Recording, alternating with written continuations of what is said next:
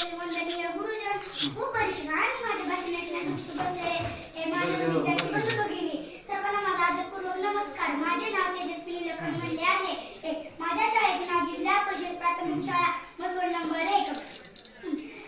आज मी माझ्या आवडते नेत्यास म्हणजे स्वर्गीय यशवंतराव चव्हाण यांना शब्द सन्मानची वंदळ घात आहे. माझ्या भाषणाचा विषय आहे मला आवडलेले स्वर्गीय यशवंतराव चव्हाण. ठाई ठाई पाणालेली सह्याद्रीची पाती, ठाई ठाई पाणालेली सह्याद्रीची पाती, देवरत्न हिरा जन्मला विठाईच्या पोटी, देवरत्न हिरा जन्मला विठाईच्या पोटी, चिलचा हा कर्तनकार महाराष्ट्राचा शिल्पकार, चला करू यशवंतांचा जय जयकार जय जयकार. अरे कोण आहे यशवंत आणि कोणाचा जय जयकार हे दुसरे तिसरे कोणी नसून हे देशाच्या राजकारणातील एक महान नेतृत्व लेखक, देशात महाराष्ट्राच्या विकासासाठी झटणारे आधुनिक महाराष्ट्र शिल्पकार, महाराष्ट्राचे पहिले मुख्यमंत्री आदरणीय यशवंतराव बळवंतराव चव्हाण. आणि विद्यार्थी मित्रांनो, आपण महाराष्ट्र राज्यात जन्माला आलो हे आपले भाग्यच आहे. महाराष्ट्राच्या या पवित्र भूमीत अनेक संत शूरवीर महात्मा जन्माला आले. आपले आचार विचार आणि कर्तृत्वाने समाजाला दीपस्तंभासारखे मार्गदर्शन करणाऱ्या विभूती काळाच्या ओघात निर्माण होत असतात. आपल्या दुर्दम्य इच्छाशक्तीने समाजाचा इतिहास वर्तमान व भविष्य व्यापून टाकतात. त्याची चरित्रे सांगितल्याने वाचली जातात. चार गाडगी मार्गी गोळा केली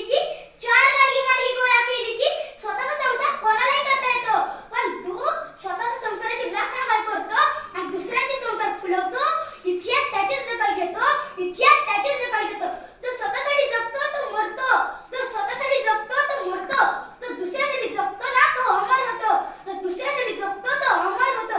असंच एक अलौकिक तेजस्वी व्यक्तिमत्व शब्दांनाही गोड पडावं असं प्रभावी नेतृत्वातील एक सोनेरी पान म्हणजे यशवंतराव चव्हाण.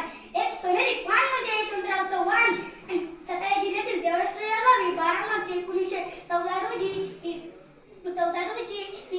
एका सामान्य शेतकऱ्याच्या कुटुंबात यशवंतरावांचा जन्म झाला. त्यांच्या वडिलांचे नाव बळवंतराव तर आईचे नाव विठाबाई असे होते. ते यशवंतरावांची आई अशिक्षित होती, परंतु शिक्षणाचे मोल जाणत होती. परिस्थिती जरी गरीब असली तरी संस्काराची श्रीमंत अतप्रोत भरली होती. यशवंतरावांच्या आईने त्यांना चांगले संस्कार दिले, त्यांना मनाने राजा बनवले. घरची गरिबी आणि वडील वारलेले अशा परिस्थितीने आईने त्यांना प्रेमाने वाढवले. त्यांची आई म्हणजे जरूर त्यांची शाळाच होती. पहाटे दळण दळताना त्यांची आई उभी करत, नका बाळांनो डगमगू चंद्र सूर्यावरील जाई ढगू, नका बाळांनो डगमगू चंद्र सूर्यावरील जाई ढगू. आईच्या मांडीवर झोपून त्यांनी अनेक वेळा ही उभी ऐकली. संकटांची मुकाबला करायची सवय त्यांना लहानपणापासूनच लागली. आई विठाच्या संस्काराच्या बळावर शील, विवेक, स्वाभिमान, वात्सल्य, धडाडीपणा, देशभक्ती व प्रामाणिकपणा या सप्तगुणांनी यशवंतरावांचे व्यक्तिमत्व घडत गेले. आई विठाच्या संस्काररूपी शाळेतून बाहेर पडल्यावर देशभक्ती व देशप्रेमी स्वैर्तीय पाटक सर व शेलोलकी सर यांच्या चित्र